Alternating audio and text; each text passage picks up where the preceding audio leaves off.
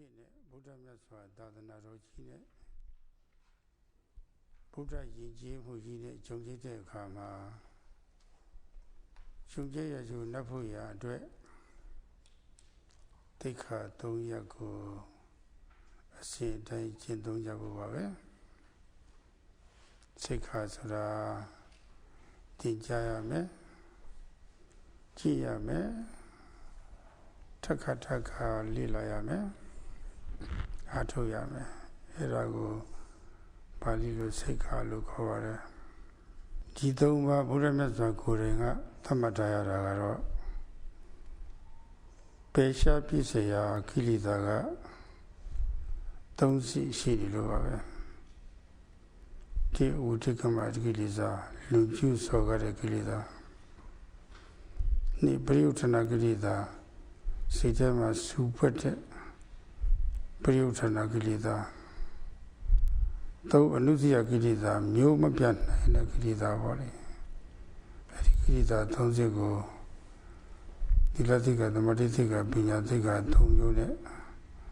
ပယ်ရှားပြစ်နိုင်မှခန္ဓာယောဂဒေါသမောအစရှိတဲ့ကိလေသာတွေတဖြည်းဖြည်းအားနေပြီးတော့ယောဂကုန်ခန်းနိုင်ပါလားကိလေသာပူတွေငြိမ်းမှတကယ်အေးချမ်းမှုအစစ်လည်းရနိုင်ပါလားဒါကြောင့်ပယ်စရာကိလေသာက၃မျိုးရှိတော့ပယ်တဲ့နည်းရလည်းပဲ၃မျိုးမြတ်စွာဘုရားကသတ်မှတ်ခဲ့ပါတယ်အဲဒီကိလေသာ၃စီတွေကပထမဆုံးအချမ်းစားကိုစီလစိတ်ခါနဲ့ပယ်ရပါတယ်ဒါတွေမလုပ်ကောင်းမှုဆိုမလုပ်ဖဲနေဒါတွေမပြောကောင်းမှုဆိုမပြောဖဲနေရပါတော့ရှင်ရလည်းရှင်ရလိုက်ဥပစကဥပစီကအမျိုးသားမျိုးသမီးတွေလည်းပဲသူတို့အလိုက်ပါလေအနည်းဆုံး၅ပါးသီလပြည့်စုံလို့ရှိရင်အထုတ်လို့ဖြစ်ပါတယ်ဒါပေမဲ့အခုလိုအထူးဌာနတွေမှာတော့အများအားဌာနတွေမှာတော့ရှိပါသီလနဲ့နေမှပို့ပြီးတော့ကောင်းပါတယ်ခုနဆောက်တည်လိုက်တဲ့သီလမကျိုးရမညိုးရအောင်ထိမ့်သိမ့်ဆောက်ရှောက်နိုင်လို့ရှိရင်ကျန်တဲ့ဒိဋ္ဌာနှစ်ပါးကျင့်သုံးအစဉ်သင်းဖြစ်သွားပါပြီဒါမပြည့်စုံလို့ရှိရင်တော့အထက်ပိုင်းဒိဋ္ဌာနှစ်ခုကျင့်သုံးမှုမလွယ်ပါဘူးဘာဖြစ်လို့လဲဆိုတော့အစာနဲ့မကင်းတဲ့ပုဂ္ဂိုလ်တွေဟာပါဇက်ပေါက်မရှိလို့ရှိရင်တွင်းဖို့ရသိမလွယ်ပါဘူးအဲပါဇက်ပေါက်ရှိမှပါဇက်ပေါက်ကလည်းကောင်းနေမှဒါမှလိုအပ်တဲ့အစာတွေတွင်းလို့ဖြစ်ပါတယ်သီလဟာပါဇက်ပေါက်နဲ့တူပါတယ်သူကတော့ပါဇက်ပေါက်ကောင်းလေအစာလိုရှိရတဲ့အစာတွေတွင်းလို့ဖြစ်လေပါပဲဒါကြောင့်ပါဇက်ပေါက်နဲ့တူတဲ့သီလသိက္ခာကိုပထမဆုံးဆောက်တည်ပြီးတော့မကျိုးရမညှိုးရအောင်ထိမ့်သိမ်းဆောက်ရှောက်ရပါတယ်သမာဓိသိက္ခာကတော့စိတ်ထဲမှာဖြစ်နေတဲ့ကိလေသာတွေပြမြအောင်လို့ကြိုးရင်းကာကွယ်တဲ့သဘောပါပဲဖြစ်လာလို့ရှိရင်လည်းပဲအဲ့ဒါတွေကိုဖယ်ရှားဖြစ်တဲ့လုပ်ငန်းပါပဲသူကတော့ပညာသိက္ခာကတော့အသိပညာတွေဖြစ်ပြီးတော့ဘဝဆက်ဆက်ကပါလာတဲ့အစွဲလမ်းနေပေါ်လိမျိုးပြုတ်အောင်ဖြုတ်ပြတဲ့သဘောပါပဲအဲ့ဒါကတော့နောက်ပိုင်းကျမှာပဲလုပ်ငန်းစဉ်နဲ့တွဲပြီးတော့ရှင်းလင်းပါမယ်ဘုန်းကြီးတို့ဗုဒ္ဓစာပေမှာဩကြလို့ဆိုတာသုံးထားတာရှိပါတယ်ဩကြဆိုတာစာဝတ်တော်ဘုရားမှန်သမျှမှာပါဝင်တဲ့ခွန်အားကိုဖြစ်စေနိုင်တဲ့အစီအနှစ်ကိုပြောပါတယ်သူကအာဟာရလို့လည်းခေါ်ပါတယ်ဓမ္မရုပ်ကိုယ်ကြီးရှိတဲ့ပုဂ္ဂိုလ်တွေမှန်သမျှဆိုရင်ရုပ်ကိုယ်ကြီးမှာလိုအပ်တဲ့စာဝတ်ရပါတဲ့ခွန်အားကိုဖြစ်စေနိုင်တဲ့အစီအနှစ်နေ့စဉ်ထည့်ပေးရပါတယ်အင်္ဂလိပ်လိုတော့ဗီတာမင်ခေါ်မှာပါလေဗီတာဆိုဗီတာမင် A တို့ဗီတာမင် B တို့ C တို့ D တို့ E တို့ဆိုတာအစားစားတွေမှာပါပါတယ်ဓမ္မဒါတော့အဲ့ဒီလိုဩဇာတတိပါတဲ့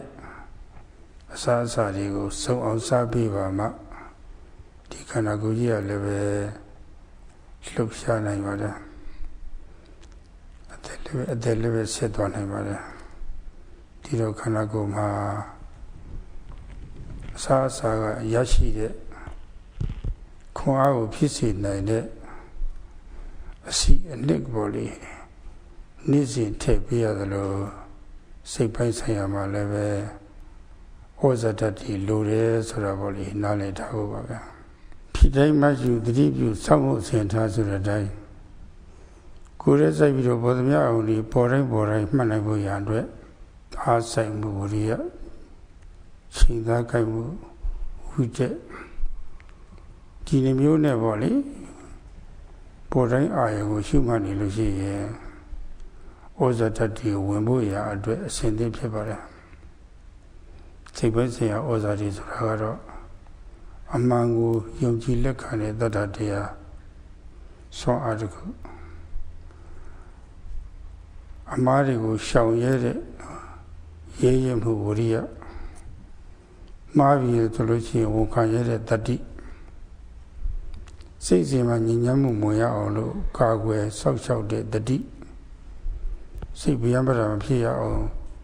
အာယုံကောင်းတဲ့မှာပေါ့ဒီစူးစီးပြီးတဲ့သမာဓိနဲ့တကယ်အရှိတရားတွေကို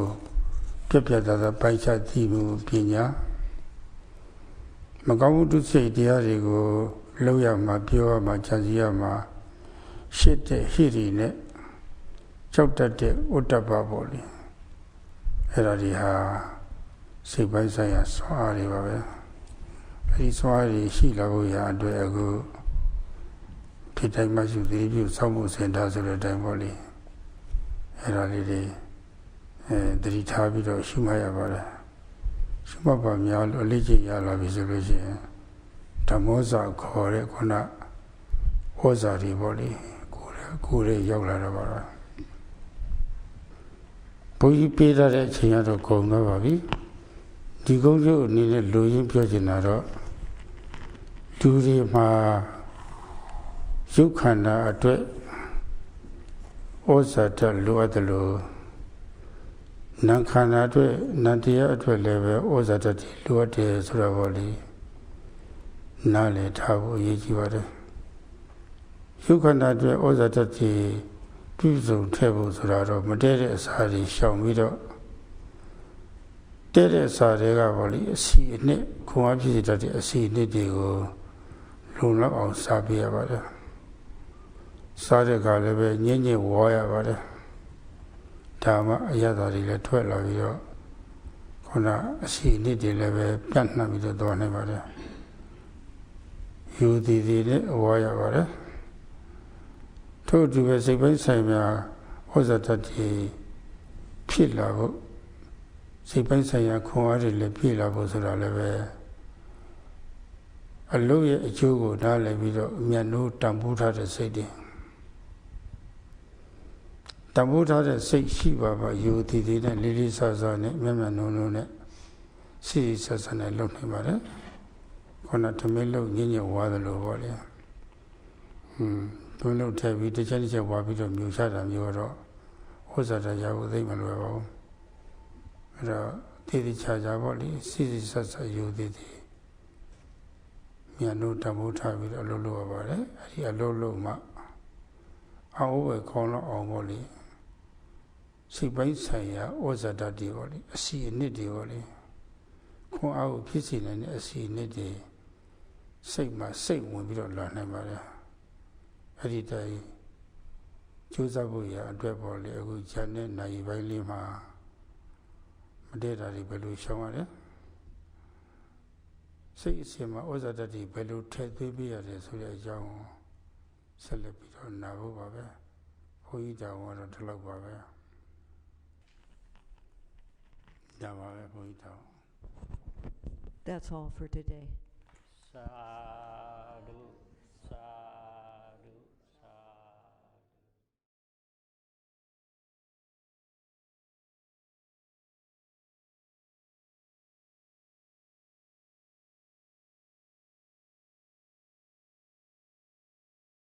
When we have become a human, when we have a human birth and we have the opportunity to meet with the teaching of the Buddha, then in order to get the full benefit of having been born a human, and meeting with the Buddha Sasana, we need to practice the three trainings, the three sekas. The trainings, or sekas, are things that we must learn and practice. We need to study them repeatedly, and we need to develop them. The Buddha taught these three trainings because there are three grades, three levels of kilesas, of mental defilements that need to be removed. These are the vitekama kilesas, the transgressive kilesas that get expressed in body and speech, and the pariyotana kilesas, the obsessive ones that boil in our mind. And the third grade is the anusya kilesas, the latent ones, the ones whose seeds have not yet been cut off. These three grades of kilesas are removed with the training of sila, morality, the training of samadhi, concentration, and the training of panya, wisdom. And only when they are removed by these three trainings will the defilements of greed, hatred and delusion, lobha, dosa, moha, and so on, slowly decrease and finally be removed completely. So because there are three kinds of kilesas that need to be removed, the Buddha taught the three trainings. Among the three grades of kilesas, the grossest level of kilesas are removed by sila. The training of sila is what points out what we should and shouldn't do. Don't do that. Don't say that. And each of us has sila that is relevant to our life. For example, monks have the sila of monks. Nuns have the nuns training. And lay women and laymen have their relevant sila too. We must keep at least the 5 precepts. But here, in this place, it's more suitable to keep the 8 precepts. And if we can keep this sila unbroken, then the remaining trainings will be able to come about quite easily. So without sila, it's not going to be easy to develop the other 2 trainings. Just like we can only put food into our bodies when we have a mouth. Without a mouth, we won't be able to eat. And sila is like the mouth. When our mouth is good, then we're able to put food into our bodies and we can be healthy. Because sila is like the mouth, what we need to do first is take the precepts, and then we need to keep them unbroken. The training of samadhi seka, prevents the kilesas from occurring in the mind, and if they do occur, it dispels them. The training of panya seka, cuts off the potential for kilesas to arise completely. It removes the seeds of kilesas when panya is fully developed. And this will be discussed when Sayadaw talks about the practice.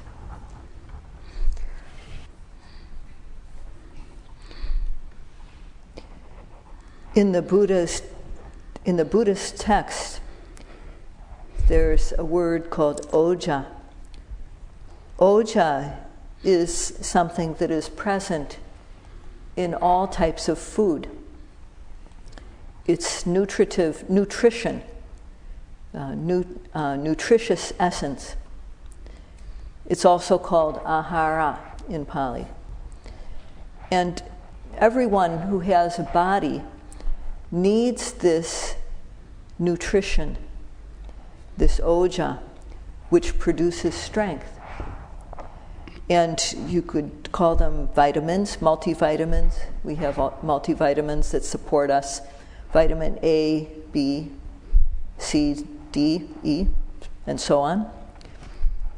And these are contained in food. So only if we eat food that contains this nutritious essence called oja will we be able to move about.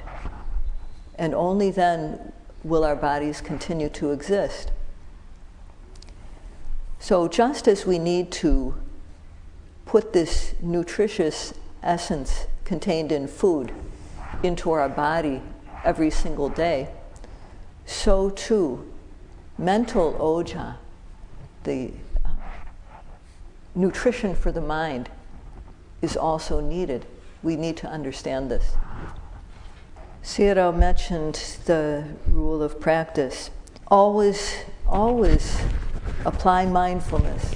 at every arising object. Pitan hachu thati pyu sambo